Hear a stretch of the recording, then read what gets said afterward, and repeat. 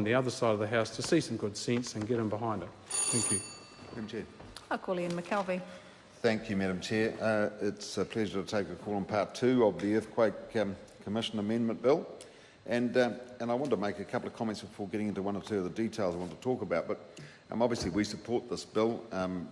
It's a piece of legislation that gives a little bit more power to the EQC and certainly will ensure it's shored up in there for future generations.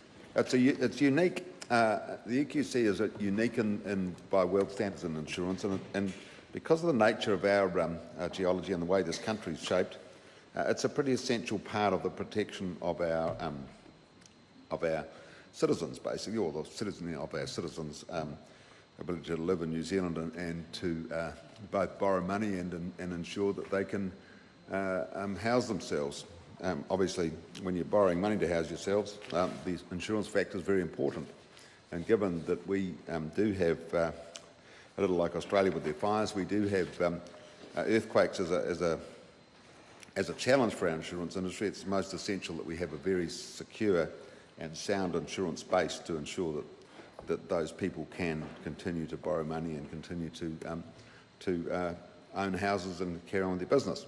I just want to talk about a couple of things. One is the lift in the replacing the 100,000 with 150,000. That's, in my view, that's a very good move, and I think it's essential, really. But it's also sensible because it basically sets a level of guarantee, I suppose, for want of a better word. And the other one that I want to speak positively about is removing cover for contents. I don't think there was ever any need, and hindsight's a great thing, of course, but I don't think there's ever any need for cover for contents to be covered by the EQC. You can insure for that anywhere, pretty much under any circumstances. So I think that those two moves are both good ones.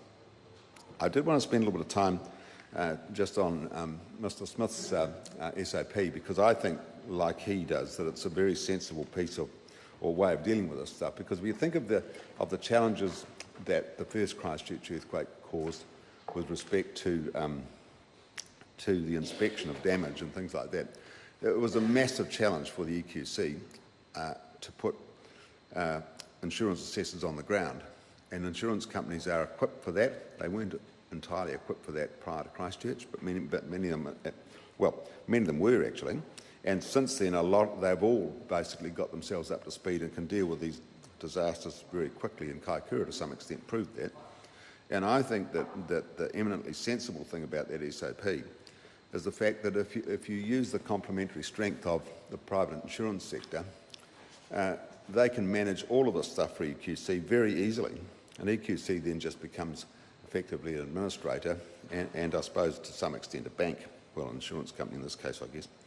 But I just think it's so sensible, and I don't understand why it's not included in this bill. I'm sure if it doesn't get to the post today, it will be included in the very near future, because the sensibleness or the opportunity it provides for rationalisation of the industry and consistency as well, because those insurance assessors that are out on the street every day are very good at their job. They do things very quickly, they understand it well, and they don't have to be retrained every time another event comes along. So the industry now, didn't before Christchurch, but now has the capacity, in my view, to support this type of activity. It would mean that EQC could concentrate on their core business, which is basically to effectively, and I'll use the term bank again, but effectively to run a bank that then underwrites the ability of New Zealanders to get insurance. And that's its key role. Its key role is not to then inspect and worry about the damage that's been created as a result of a disaster, because that's always dealt with by the insurance company concerned. The other issue I want to touch on briefly is the fact that there are a large number of New Zealanders who don't insure. And that's a major challenge for not only for this piece of legislation, but for almost every piece of legislation we put through this House, because it doesn't matter whether you're levying the industry or what you're doing. If you've got a percentage of the people that aren't participating, it becomes a major challenge for the government and for governing bodies, because someone's then got to prop up that damage, someone's then got to support those people that don't get to the post. So that's really my contribution to part 2, Madam Chair. Thank you.